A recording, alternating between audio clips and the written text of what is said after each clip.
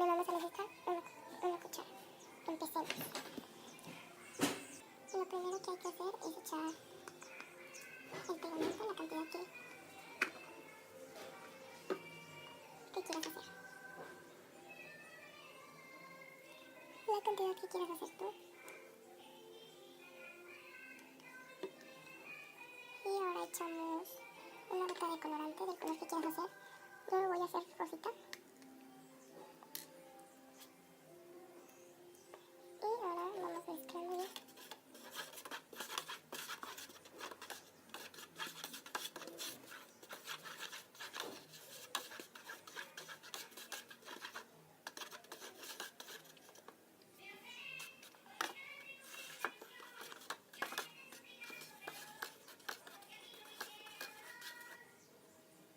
Y ahora echamos el Ariel.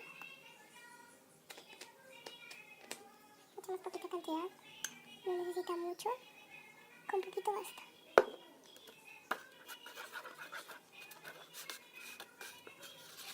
Y vamos mezclando hasta que nos quede una consistencia más o menos. Más o menos ya cuando vaya así, hay que agregarle una cucharadita de agua. O las cucharadas que quieran, en mi caso voy a agregar 2 y luego voy a ir mezclando.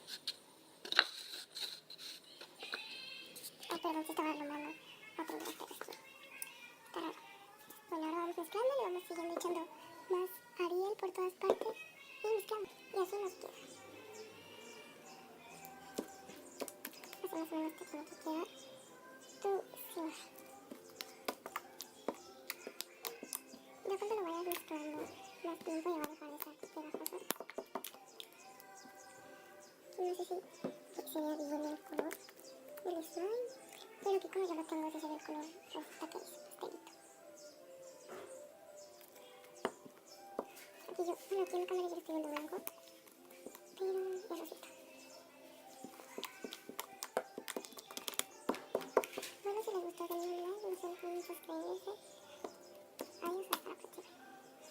Perdón, se me olvidó lo más importante. Tienen que tener un buen contacto para que no se les seque el slime. Y ahí, perdón. Bueno, ahí lo tienen que guardar. Se pegó todo. Ahí ya lo van a echar. ¿Vale? Y ahí lo dejas para que ya no se te seque. Perdón, se me olvidó lo más importante. Tienen que tener un buen contacto para que no se les seque el slime.